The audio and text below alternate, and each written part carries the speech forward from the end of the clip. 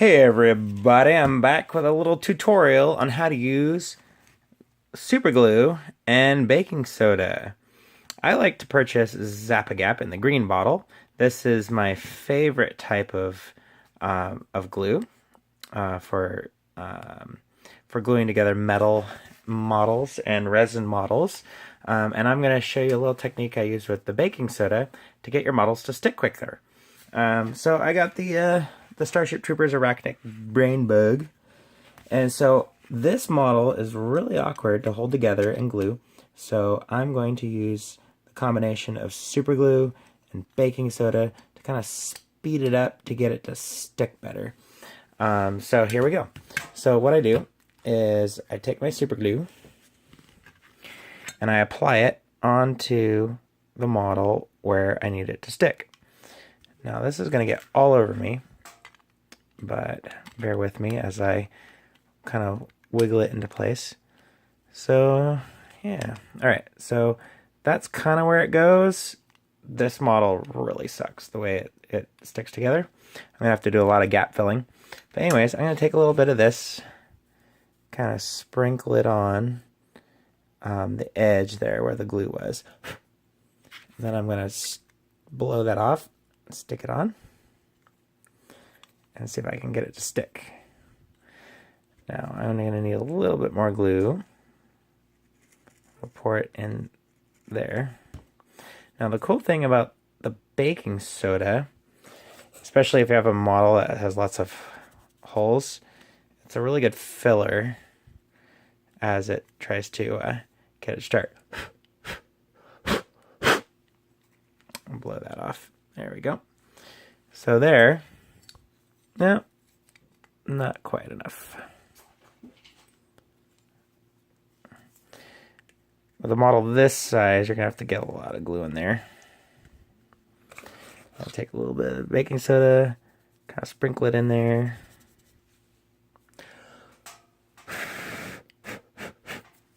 There we go. All right. There we go. So that's on there. It's a lot nicer than sitting there letting it glue to your hand for 10 minutes. Uh-oh. We got a big gap. I'll pop this apart a little bit.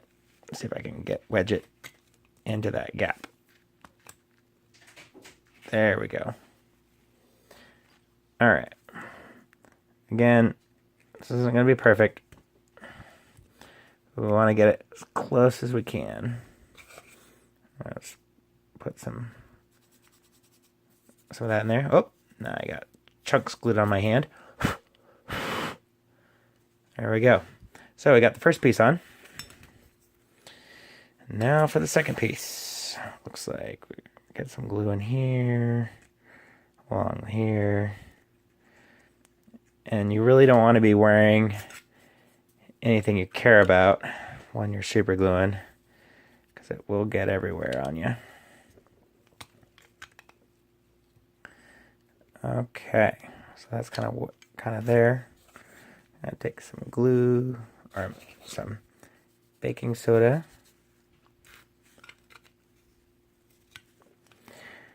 Now this isn't typical to use this much baking soda, but this is a big metal model that is poorly made as far as those seam lines are concerned.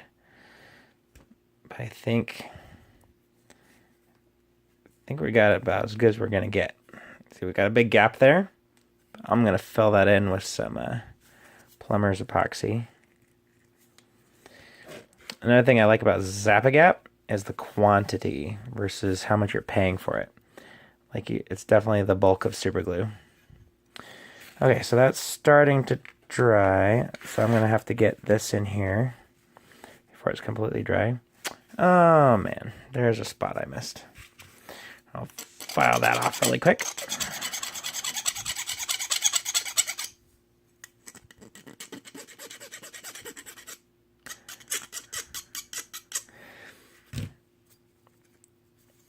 I remember the days when models needed lots of fixing. The way casting techniques have been lately, it's just been incredible how much you don't have to do the filing and the sanding anymore. Oh yeah, we're gonna have to fill a lot of these gaps with Zap-A-Gap and some baking soda. I'm just making a mess tonight. There we go. Aha! The brain bug is almost done.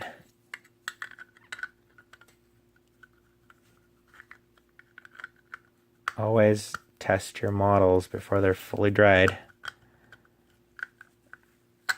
Ooh, this has got a lot of areas for improvement there.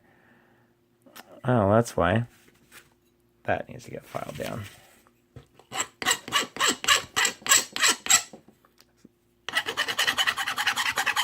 Again, that's why it's good to check your models. Make sure the fit is correct before you put too much glue on it, because then you'll have to do less filing later.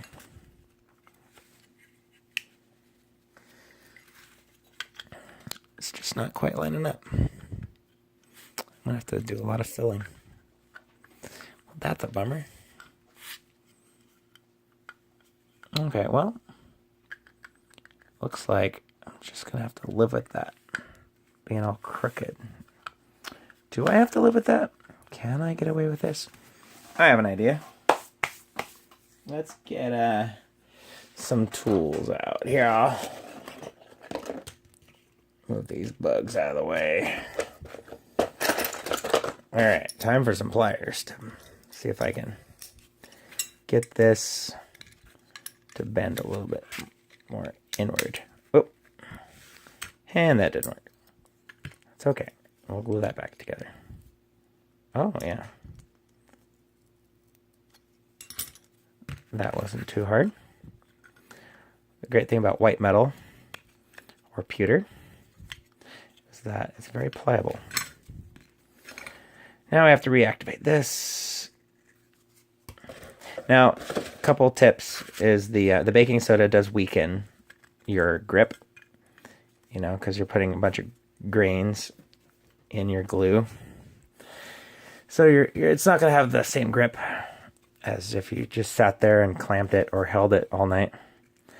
But it sure beats sitting there all night long holding onto it and then having it fall apart on you and having to do that all night. So it's a technique that I'm completely happy with dealing with. Did that fix it? Yes, that fixed it. We still have a glaring gap there, but I'm a lot happier. I'm going to see if I can fix this just a little bit. There we go. Screw it. Let's just get this on there. You know, it's like glue it on there. Ask questions later. Okay. I've got plenty of glue on my table, which, again, I don't care about this table. If I did, I definitely wouldn't be pouring all this super glue over the top of it.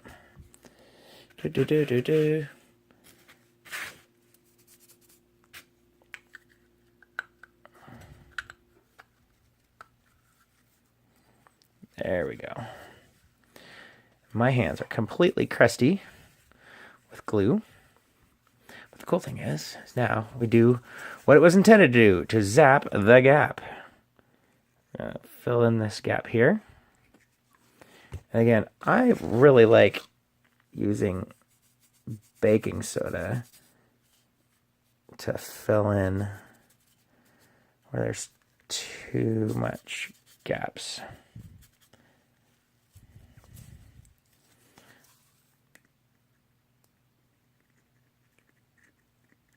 So the thing is Zap-A-Gap gets everywhere. And it'll get in all those little corners.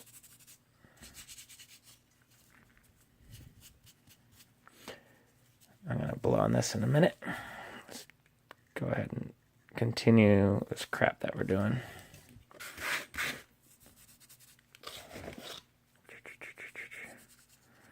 Well, I think this is the most baking soda I've ever used on a model. Pretty funny. Yeah, we don't care. It's a bug. It doesn't have to be perfect. This is warming up from the chemical reaction of the baking soda and the glue. It's having some sort of chemical danger.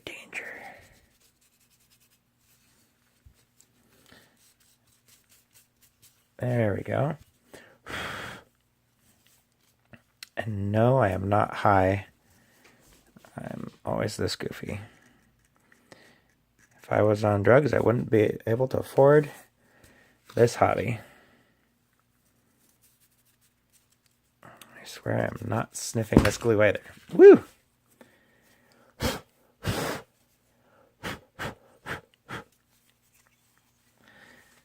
How's that, brain bug? Coming along, right? Wow, I can't believe I filled those gaps. I don't really have to use very much putty at all.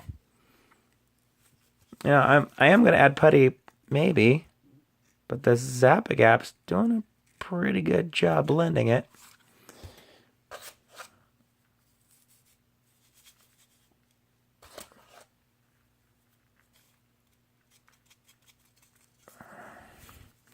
Now my fingers are bulletproof.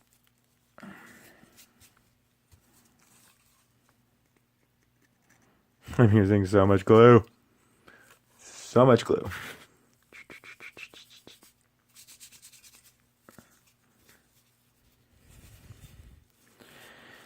I think that filled up most of the gaps in quite nicely, actually. Let's see, where could I improve? Probably down here. Right there. That's good. I'm just gonna plop this down in this pile of dust.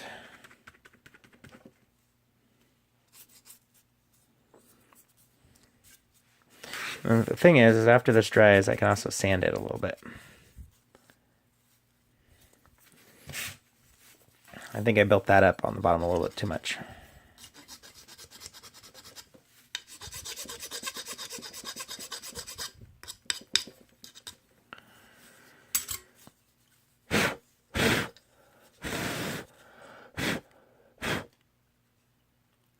Okay, so this brain bug's pretty good. It's got some bumps that I don't really like. So I will be filing away at this a little bit later. But the last thing I need to do is add the proboscis. And usually when I'm doing the little stuff like this, I'll get a little bit of glue on the spot I want. And then I will dab it on the spot that it's going to get glued to. So we get both spots wet. I just dip it in a little bit of the baking soda and blow it off. And I stick it in and I press it into place. And hold it for a couple seconds, but the pressure really helps it stick. And there you go. So now we have the proboscis glued in place on the brain bug. All right. So now I can choose, do I want to mount it on something or do I just want to keep it as is and use these little bugs to kind of carry it? But I'm going to decide that a little bit later because right now it looks like it's time for me to do some filling and some sanding and some filing.